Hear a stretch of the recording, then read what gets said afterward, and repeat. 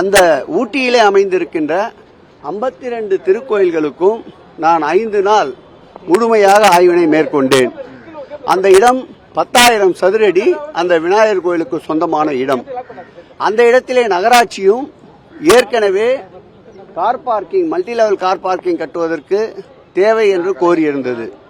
இந்த வகையில் நாம் அந்த இடத்தை ஆய்வு செய்து அன்றைய சட்டப்பேரவை உறுப்பினராகவும் அந்த மாவட்டத்தினுடைய அமைச்சராகவும் இருந்த அருமையண்ணன் ராமச்சந்திரன் அவர்கள் கோரிக்கை வைத்ததற்கிணங்க இதை பரிசீலித்து இந்த கோயிலுக்கு தேவைப்படுகின்ற நிதியை மருதமலை திருக்கோயிலிருந்து கடனாக பெறுவதற்கு அவர்களுக்கு இந்த திருக்கோயிலுடைய செயற்பொறியாளர் ஒரு தாக்கீது அனுப்பி அதன் அடிப்படையில் அந்த திருக்கோயிலில் இருக்கின்ற டிசி அவர்கள் பரிந்துரைத்து அது ஜேசி வாயிலாக ஆணையருக்கு சென்று அன்றைக்கு அரசாணை பிறப்பிக்கப்பட்டது.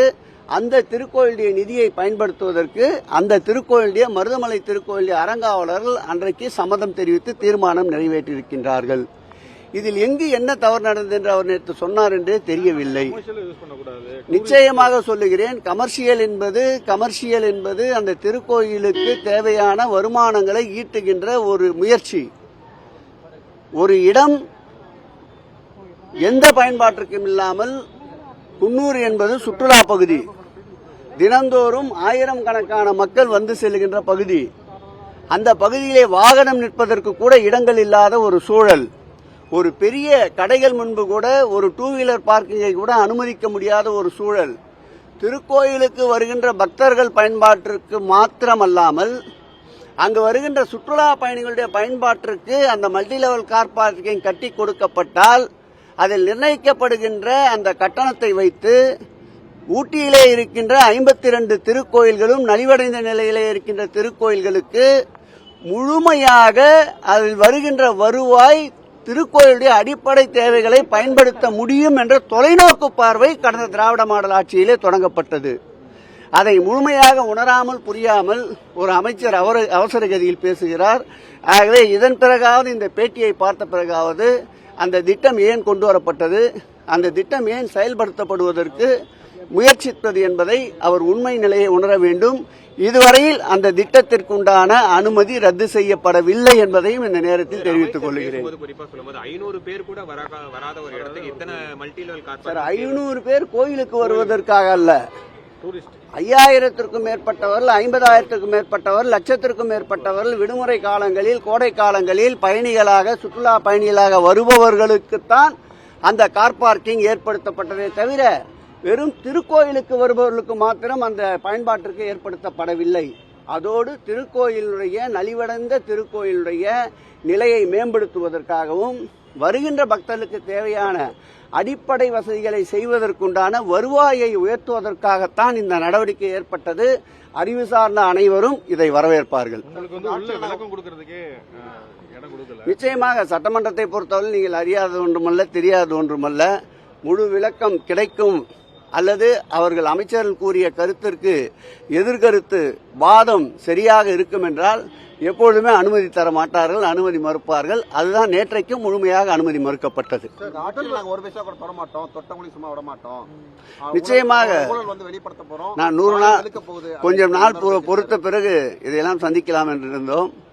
இது நெருக்கடி காலத்திற்கே அஞ்சாத இயக்கம். இது போன்ற உருட்டல் மட்டலுக்கெல்லாம் பயப்படுவோமா? மடியிலே கனம் இல்லை, வழியிலே பயம் இல்லை. ஏதாவது அவர்களிடம் குற்றங்கள் ஆதாரபூர்வமாக இருந்தால் நிச்சயமாக அதன் மீது அவர்கள் என்ன நடவடிக்கை எடுத்தாலும் சட்டப்படி சந்திக்க தயாராக இருக்கின்றோம். இன்னும் அடிக்க உயர்கின்ற பந்தாகத்தான் திராவிட முன்னேற்ற கழகம் மேலும் மேலும் எழுந்து நிமிர்ந்து திமிரி நிற்கும். இது போன்ற உருட்டல் மிரட்டலுக்கெல்லாம் அஞ்சுகின்ற இயக்கம் திராவிட முன்னேற்ற கழகம் அல்ல. வந்துச்சு ஒரு சைகை ஒண்ணு காமிச்சாரு, அப்புறம் உடல் அந்த அப்பாவை காணோம் அப்படின்னு குட்டி கதை ஒன்று சொன்னாரு. இல்ல, அதற்கு தகுந்தபடி எங்களுடைய துணை முதல்வர், எங்களுடைய முன்னாள் துணை முதல்வர், இன்றைய எதிர்க்கட்சி தலைவர் ஆளுமையோடு அனைத்தையும் பதிவு செய்திருக்கின்றார். அவர் பேசுவதற்குண்டான வாய்ப்பை முழுமையாக நல்கியிருந்தால் நிச்சயமாக அங்கேயே பேசியிருப்பார். அங்கேயே அதற்கு தகுந்த பதிலடி தந்திருப்பார்.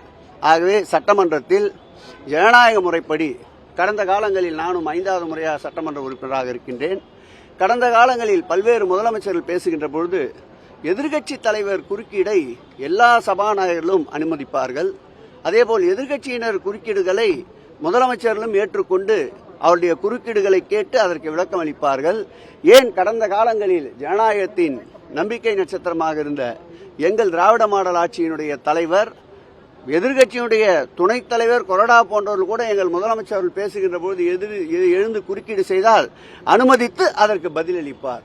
ஏனென்றால் இவர் தயாரித்ததை தவிர வேறு எதையும் பேசுகின்ற நிலை இல்லாததால் சபாநாயகர் அதற்கு அனுமதி அளிக்கவில்லை, அனுமதி மறுத்தார். பிளே ஸ்டோர் மற்றும் ஆப் ஸ்டோரில் இருந்து பாலிமர் செயலியை QR கோடு மூலம் பதிவிறக்கம் செய்யுங்கள். செய்திகளை உடனுக்குடன் பெறுங்கள்.